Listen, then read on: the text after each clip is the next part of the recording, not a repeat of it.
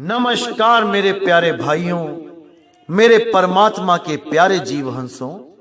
मैं बंदी छोड़ से यही दुआ करूंगा कि आप सब मेरे भाइयों का विवेक पहले से ज्यादा और ज्यादा से ज्यादा बढ़ता ही जाए और ऐसी कोई दुविधा ना रहे जो आपके दिमाग में 1% भी घर कर पाए, 1% भी आपको भ्रमित कर पाए।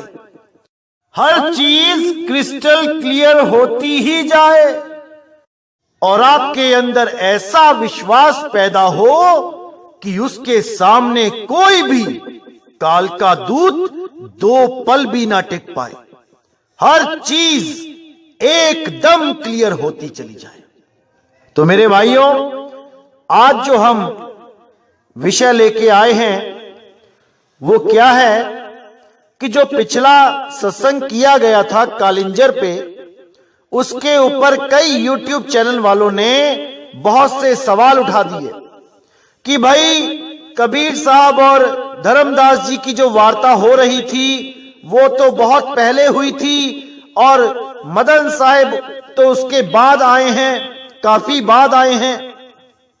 मेरे भाइयों, आपको बताना चाहूंगा कि इस पंथ को इतना गुप्त रखा गया था, इतना गुप्त रखा गया था कि किसी को भी 1% भी शक ना हो कि ये मदन साहिब के पंथ के बारे में बात हो रही है। इसलिए वहां पर भविष्य काल को वर्तमान बना के पेश किया गया था। धर्मदास जी को स्पेशल ऑर्डर दिया गया था कि ऐसा ही लिखो कि जैसे मैं अभी 7 दिन कहीं घूम के आ रहा हूं। वहां पे साफ लिखवाया गया कि आप 7 दिन कहां थे, यानी कि ऐसा प्रतीत होता है कि जैसे अभी की बात पूछी जा रही है कि आप 7 दिन कहां थे, ताकि लोगों के दिमाग में यह बात आए ही ना कि यह किसी भविष्य में होने वाले संत की बात की जा रही है। क्योंकि आपको पता है कि इन काल के दूतों ने जो हमला किया हुआ था ग्रंथों पे, इतनी मिलावट कर दी थी, जो मैंने पहले भी आपको बताया था, दोबारा फिर दिखा देता हूं कि कैसे ये लोग अपने पंथ को आगे रख के असली चीज को छुपाने में लग जाते हैं, उसमें मिलावट करने लग जाते हैं। आपको दिखाना चाहूंगा मैं, जैसे मैंने पिछले सत्संग में भी दिखाया था, जहां 12 पंथ काल के मैंने बताए थे। देखिए कैसे मिलावट करी है। और अगर ये चीज वहां पे ओपन कर दी जाती कि मैं भविष्य में उस संत के पास जाऊंगा, तो ये पूरी लाइन ही मिटा दी जाती और आपके पास कोई प्रमाण, कोई संकेत मैं नहीं पहुंचा पाता। इसलिए बहुत ही प्री प्लानिंग के साथ बंदी छोड़ने ये वाणी लिखवाई थी। ये केवल आपके और हमारे हित के लिए किया गया था।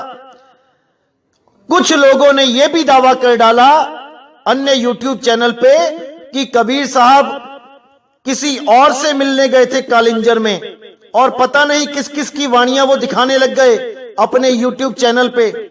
और मुझे तो हैरानी है, उस संत की भी वाणी दिखा डाली इन्होंने जो ये तक मानने को तैयार नहीं है कि धर्मदास जी और कबीर साहब कभी आपस में मिले भी थे। नाम नहीं लूंगा, लेकिन उनका जो पंथ है उसका नाम ले लेता हूं मैं। पारक सिद्धांत के एक महात्मा का इन्होंने नाम लिखा और उनकी पुस्तक में से प्रमाण दिखाया कि वो कालिंजर में कोई और था जिसके पास कबीर साहब गए थे। अब देखो इन लोगों की बुद्धि को क्या हो गया है, मैं तो हैरान हूं। जिस संत को इनके ही गुरु 12वें पंथ के जो थे उन्होंने इतना बेइज्जत किया, उसको काल का दूत बोल बोल के बेइज्जत किया, और उसका ही ग्रंथ उनका चेला दिखा रहा है सत्य प्रमाणित करने के लिए। हैरानी होती है मुझे कि इन लोग की बुद्धि कहां चली गई है। गुरु ने रिजेक्ट कर दिया और चेला उसकी वाणी को सिलेक्ट कर रहा है। ये मैं उस मेरठ वाले कालदूत की बात कर रहा हूं। मुझे कालदूत कहना पड़ता है तो वो भी मालिक का ही बच्चा है, तो वो भी मेरा आत्मिक भाई, लेकिन जो उसके कारनामे हैं, जो वो कर रहा है, एक कालदूत से ज्यादा कुछ नहीं है। लेकिन मालिक से दुआ करूंगा कि जल्दी से जल्दी उसके भी ये भ्रम खत्म हो जाए और वो भी इस सत्य मार्ग को अपनाए, जैसे उसके बाकी गुरु भाइयों ने इस सत्य मार्ग को अपना लिया है। बहुत विरोध किया हमारा, कई लोगों ने YouTube चैनल बनाए और हमारे खिलाफ वीडियो डालना भी शुरू किया।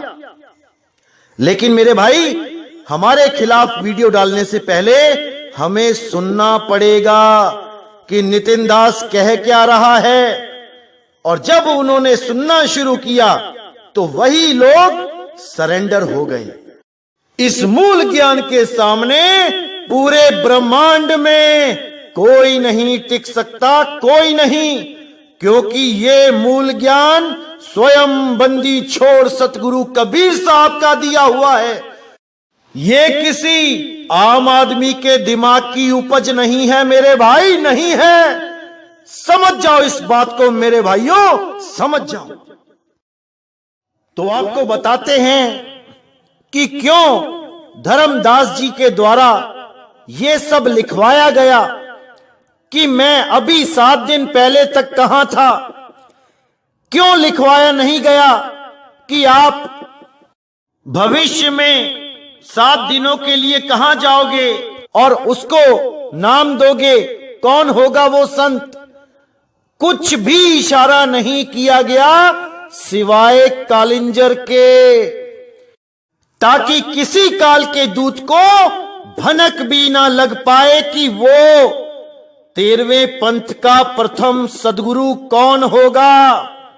किसी को भनक ना लग पाए, क्योंकि ये काल के दूत इतनी मिलावट कर देंगे यहां तक कि वो वाणी ही गायब कर सकते हैं। लेकिन किसी को भी समझ में नहीं आया कि वो कालिंजर में कौन सा महात्मा परमात्मा की भक्ति करेगा 7 दिन और उसको स्वयं बंदी छोड़ जाके सार शब्द का भेद लखाएंगे। ना तो उसको चौका आरती देंगे और ना ही उसको पान परवाना दिया जाएगा। उसको केवल सार शब्द का भेद बताया जाएगा, ताकि वो सारे समाज में उस सार शब्द का डंका बजा सके। ये पान परवाना, ये आरती चौका तो इसलिए लिखवाया गया है क्योंकि जितने भी कम विवेकी काल के दूत होंगे ये सब आरती चौका और पान परवाना लेके बैठ जाएंगे। इनको समझ में ही नहीं आएगा कि ये सब कर्म कांड हैं और कबीर साहब कर्म कांड के शरे आम खिलाफ रहते थे। आज कबीर साहब के नाम पे इतना पाखंड मचाया जा रहा है जिसका कोई अंत नहीं। नारियल फोड़े जा रहे हैं, मीठे पान खिलाए जा रहे हैं, पता नहीं क्या क्या करवाया जा रहा है। कबीर साहब की मूर्तियों की पूजा करवाई जा रही है, घंटियां बजाई जा रही हैं, उनके आगे दीपक लगा के उनकी मूर्ति के आगे थाली घुमाई जा रही है। ये सब काम तो मना किया था साहिब ने, यही तो मना करने के लिए वो आए थे। और तुमने उन मूर्तियों को हटा के जो देवी देवताओं की हैं, तुमने कबीर साहब की मूर्ति बना दी। अरे मेरे भाई, कबीर साहब की मूर्ति में क्या कबीर साहब विराजमान हैं? क्यों दुनिया को पागल बनाते हो? तुम खुद ज्ञान में नहीं हो और दुनिया को अज्ञान में ढकेल रहे हो। कबीर साहब ने सीधे बोला, ना मंदिर में, ना मस्जिद में, ना मैं जप में, ना मैं तप में, नहीं प्राण में, नहीं पिंड में, तुम सब इसी में उलझ गए।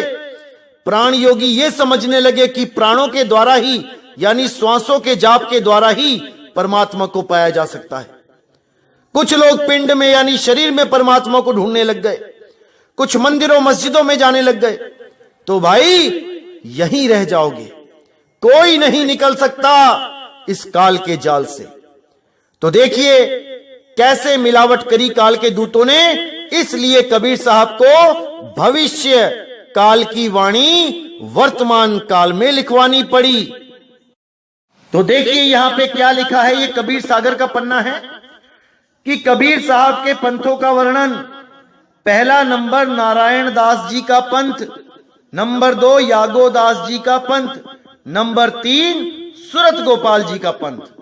अब देखिए कि कैसे मिलावट की गई। दूसरी ही तरफ क्या लिख दिया गया कि पहला पंथ जागू भरमावे, प्रथम जग में जागू भरमावे, और दूसरा पंथ सूरत गोपाल का बना दिया, तीसरा पंथ निरंजन बाणी का बना दिया, मूल निरंजन बाणी। तो ऐसे ये काल के दूत वाणियों के साथ हेर फेर करते हैं। इसलिए कबीर साहब को ये लिखवाना पड़ा कि मैं 7 दिन तक किसी संत को मिलके तुम्हारे पास आ रहा हूं, जबकि ये कोड है मेरे भाई, इस कोड को खोलना था, ये खुल चुका है। अब जो विवेकी जीव होंगे वो समझ जाएंगे कि कालिंजर में कौन भक्ति कर रहा था और कबीर साहब किसके पास गए थे और किस संत का ज्ञान कबीर साहब की, नानक साहब की, गरीबदास जी की एक एक वाणी से मैच कर रहा है। ये सब विवेक के द्वारा समझ चुके हैं, जान चुके हैं। अब कोई इनको भ्रमित नहीं कर सकता, नहीं कर सकता, नहीं कर सकता। तुम लोग जितना भी जोर लगाना चाहो लगा सकते हो, लगा सकते हो, कोई नहीं रोकता। लेकिन समाज जाग चुका है मेरे भाई, ये परमात्मा के बच्चे जाग चुके हैं। तभी तुम्हारा पंथ छोड़ छोड़ के हमारे सतगुरु बंदी छोड़ कबीर साहब के असली 13वें पंथ में आ रहे हैं, हजारों की गिनती में। और बड़े दुख के साथ कहना पड़ता है कि जो भी हंस हमारे पंथ में आता है, इस नकली 12वें पंथ को छोड़ के, उस पंथ के ही जीव यानी उन्हीं के गुरु भाई उनको बहुत अपशब्द बोलते हैं, उनको कबाड़ बोलते हैं, उनको गंध बोलते हैं कि अच्छा हुआ गंध हमारे पंथ से चला गया। अरे मेरे भाई, 20-20 साल वो तुम्हारे पंथ में रहे, तब वो पुण्यकर्मी जीव थे, तब वो शुद्ध चेतन आत्माएं थे, और अब सत्य सत्य का निर्णय करके वो आगे बढ़ गए, तो तुम्हें अब वो गंध दिखाई देने लग गया, तुम्हें अब वो कबाड़ दिखाई देने लग गया। शर्म करो तुम लोग, शर्म करो। परमात्मा के बच्चे हैं, सत्य सत्य का निर्णय करना जानते हैं, वो रुक नहीं सकते सत्य को समझ जाने के बाद।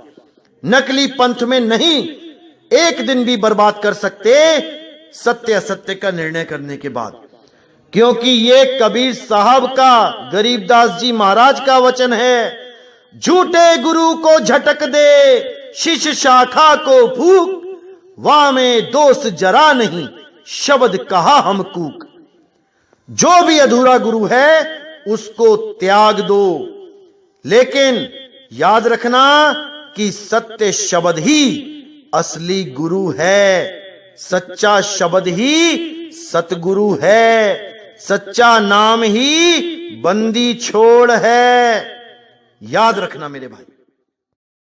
तो मेरे भाइयों, भ्रमित करने वाले बहुत आएंगे और पूरा जोर लगाएंगे कि आप सब भ्रमित हो जाओ, लेकिन आपने भ्रमित नहीं होना है। एक एक चीज को अच्छी तरह समझना है और पूरा विवेक लगाना है।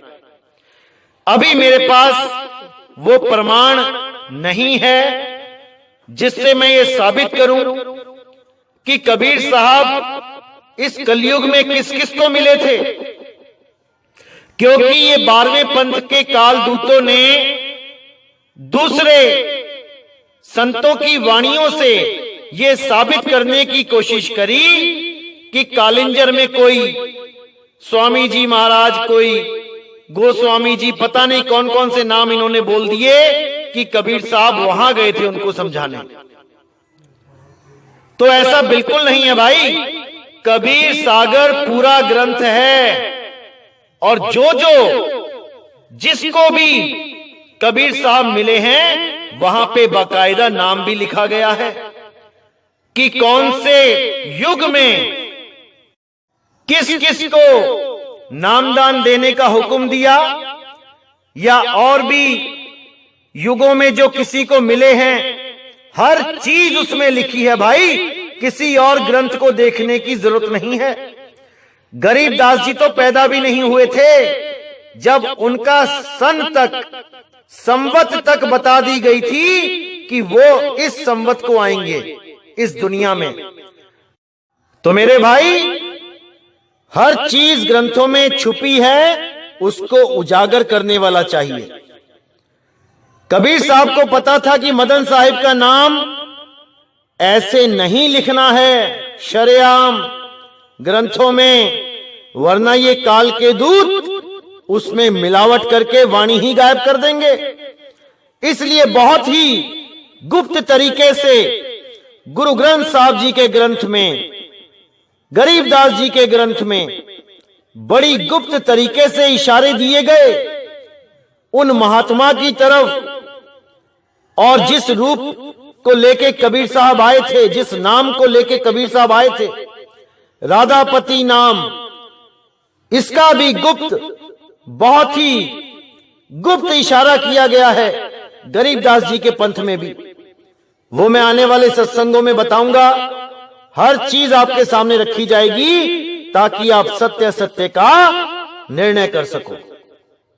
तो मेरे भाइयों, भ्रमित करने वाले बहुत मिलेंगे, बहुत आएंगे, लेकिन अब भ्रमित नहीं होना है, क्योंकि इन सबकी दुकानें बंद होने का समय आ चुका है। इन लोगों को यह तकलीफ है कि जो धर्म के नाम पे ये पैसा इकट्ठा कर रहे थे, अब वो आना कम हो गया है। यही सबसे बड़ा दुख है। ये दुख इनसे सहा नहीं जा रहा, इसलिए ये उल्टी पुल्टी वीडियो बनाते हैं, गलत संदेश देते हैं, केवल इसलिए कि जो लोग इनको छोड़ के जा रहे हैं वो दोबारा से टिक जाएं। लेकिन मेरे भाई, जिसके अंदर एक बार सत्य का प्रवेश हो जाता है वो रुक नहीं सकता, क्योंकि सत्य झूठ का सीना फाड़ के बाहर आ ही जाता है। और जिसको एक बार पता लग जाए कि जिस गुरु के पास मैं अपना अनमोल जीवन दांव पे लगा के बैठा हूं, उस गुरु के द्वारा मुझे मुक्ति नहीं मिल सकती, तो वो वहां एक पल भी रहना गवारा नहीं करेगा। अगर विवेकी हो तो, अगर विवेकी नहीं है तो मेरे भाई, पत्थरों पे भी सिर पटक के लोग अपना अनमोल जीवन बर्बाद कर रहे हैं, उसमें कोई बड़ी बात नहीं है। लेकिन जो एक बार सत्य को जान जाता है, जिसके हृदय में सत्य घर बना लेता है, वो कभी भी असत्य का साथ नहीं देता है, कदापि नहीं देता है। तो मेरे भाई, अच्छी तरह समझ लो कि इन काल दूतों का ये आखिरी दाव है, क्योंकि 2020 आ चुका है। और अगर ये दाव आपने पार कर लिया, ये तो दाव खेलेंगे, अगर आप उस दाव से पार हो गए, बच गए, निकल गए, तो आपको दोबारा गर्भ में डालने वाला कोई मां का लाल पैदा नहीं हुआ है। ये आपने देखना है कि सत्य को पहचान के उससे जुड़ जाना है, या दुनियावी लाभों के कारण, कुछ रिद्धियों सिद्धियों के कारण इसी जन्म मरण के चक्कर में उलझे रहना है। ये आपने देखना है मेरे भाई। इस दास का जो फर्ज था वो मैंने निभा दिया है, सत्य असत्य का निर्णय कर दिया है। अब आप देखिए कि आपने सत्य का साथ देना है कि असत्य का साथ देना है। परमात्मा को आप ये नहीं बोल सकते कि आपने मुझे उस सत्य ज्ञान से दूर रखा, इसलिए मैं दोबारा गर्भ में आया हूं। परमात्मा आपको चेतावनी दे रहा है, बस समझदार को इशारा काफी होता है।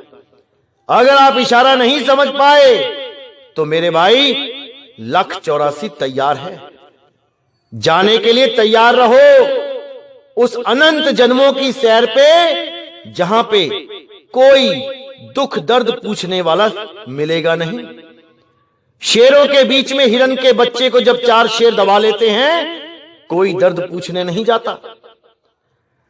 जब शार्क मछली के आगे छोटी मछलियां आती हैं और वो उनको फाड़ के खा जाती है, कोई दर्द पूछने नहीं जाता।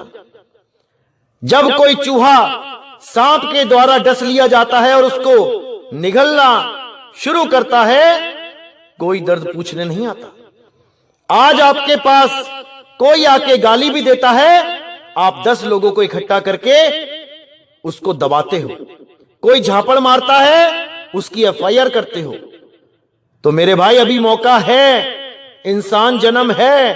अगर ये इंसान जन्म चला गया तो मेरे भाई कोई हालचाल पूछने वाला नहीं मिलेगा। आज आप सोचते हो कि मैं डॉक्टर हूं, मैं इंजीनियर हूं, मेरी फोटो अखबारों में आ रही है, मैं एक्टर हूं, मेरे नाम से सारी दुनिया इकट्ठा हो जाती है। मेरे भाई ये आपकी गलतफहमी है। आप वो शरीर नहीं हो जो अखबारों में छप रहा है।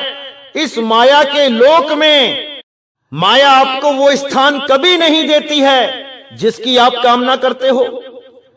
जिन फोटो को आप अखबारों में छपा हुआ देख रहे हो वो आप नहीं हो, आप कुछ और हो मेरे भाई।